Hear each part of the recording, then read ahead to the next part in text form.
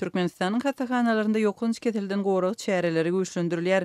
Paýtagtyň ketelhanalarynyň işgärleri gorag geyimlerinde işleýär. Gorag giyimleri ulanmak düzgüni welaýetlerde hem girdilýär. Baralykda Azatlyk radiosynyň habarçylary Türkmenistanda COVID-19 keteli bilen ketellänlere degişli täze ýagdaýlaryň jekmejeklerini şol sanda adamlaryň ýogulmagyna degişli ýagdaýlary anyklady. Çoğunlygynyň ýokunç keteller hastahanasynda odal ýokoşan we şol bir ketelhanada izolýasiýada saklanan 2 reanimasiýa lokmany duşanbe ýa-da sişenbe güni öldü diýip Aşgabatdaky habarçymyz 18-nji iýunda aýtdy. Mundan başga da azatlyga ma'lum bolşuna göre 10 gün odal kady kuwat häzir kady Türkmen Energo Döwlet Korporasiýasynyň öňkü başlygy aradan çykypdyr.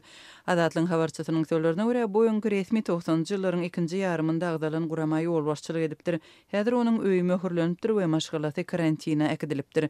Ýöne olaryň takyk nirededigi belli däl. Azatlyk radiosy koronavirusdan ölen öňkü resminiň adyny we bolup geçen wakalaryň käbir jekmejeklerini çap etmekden saklanýar. COVID-19 ketelinden lukmanlaryň we näsaglaryň ölümi barada habarlar iladyň arasynda ýetip pnevmoniýanyň ýaýran wagtyna gabat geldi. Tagyly goraýşy resmileri pnevmoniýanyň ýaýramagy barada hiç hili düşündürüş bermeýärler, emma lukmanlar munyň COVID-19-dygyny aýdarlar. Türkmenistanyň ýol başçylary ýurtda koronawirusyň ýokdugyny öňe sürýärler. Azatlyk radiosynyň bu arada Türkmenistanyň Saglygy saklaýyş ministrliginden resmi kommentariýa almak boýunça ençeme inançygy häzirlikçe başa barmady. Azatlyk radiosynyň Aşgabatdaky habarçylarynyň söýlerine görä, paýtagtyň ýokunç keteller hassahanasynda düýpli çäreler görülýär. İşgärler gorak kostyumlarynda işleýärler ýöne aýratyn bir zona bar beýleki işgärler onuň lukmanlary hem şepagat oýalary bilen habarlaşyp bilmeýärler. Ketelhananyň naharhana bölüminiň işgärlerine öýlerine gitmäge ruhsat berilýär diýip Aşgabatdaky habarçymyz 18-nji iýunda aýtdy. Onuň söýlerine görä häzirki ýagdaý lukmanlaryň özlerinde de aladalanma döredýär. Lukmanlar öz ýakynlaryna öýden madlygy hem ara gatnaşykdan gaça durmagy maslahat berýärler.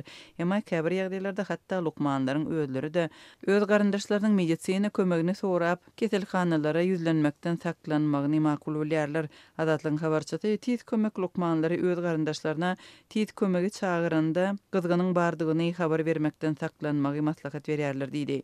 COVID-19 keteli sebäpli helakçylykly ýagdaýlar barada Türkmenistanyň beýleki regionlaryndan hem habar gelýär. Azatlyň habarçysynyň söýlerine görä Daşowdaky karantin lagerinde adynyň 8 adam ölüpdir. Karantin lageri Daşow welaýatynyň Sapyrmyrat Türkmenbaşy adyndaky etrapda yerleşýär.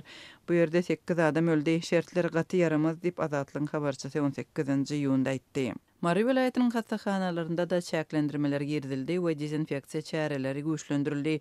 Häzirki wagtda Mary welaýatynyň ähli hassahanalarynda dezinfeksiýa güýçlendirildi. Munyň sebäbi belli däl. Antiseptik hökmünde dezinfeksiýa etmek üçin hassahanalaryň girilgetinde gelýänleriň ellerine klorly suw sepilýär diýip habarçymyz aýdýar. Onuň söýlerine görä yerli hassahanalaryň işgärlerinden gorag eşigini satyn almak üçin pul ýygnalýar. Boşantlaryň mukdary ortaça 160 manada barabar.